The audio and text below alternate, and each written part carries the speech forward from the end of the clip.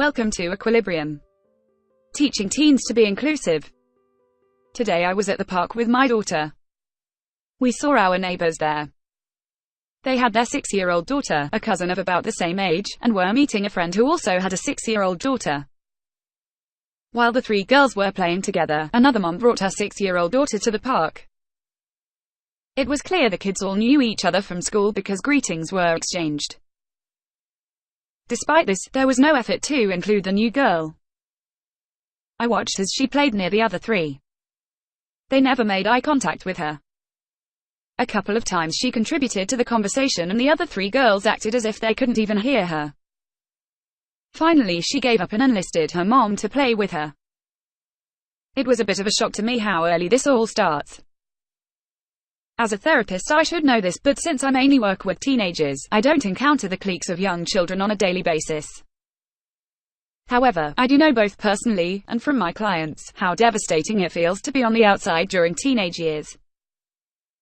For me the worst of it was ages 11 through 12, and it had mostly dissipated by 13 years old. For a lot of the clients I work with it can carry on through high school age as well.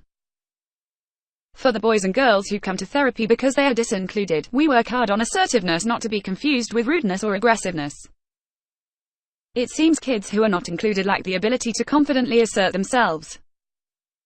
They express a weakness in their opinions that leaves them open to ridicule. They don't defend themselves when they are teased, they struggle to tease back, and they personalize the offhanded things their peers say. It is hard work, but not impossible work, to help these teenagers change how they relate to other teens. On the other hand, I think there is a responsibility parents have to work with their teenagers on being inclusive. Kindness is natural to some, but for most it is learned. We all like certain people better than others, and are drawn to certain personalities more than others. It takes maturity to include the people who are not as likable for whatever reason. This doesn't mean your teenager needs to be best friends with someone they don't mesh with. However, it's really important for your child to make an effort to be inclusive in group situations.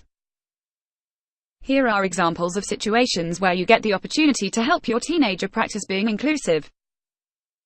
If your teenager is on a sports team, there is always one or two other teens who don't quite fit in with the team.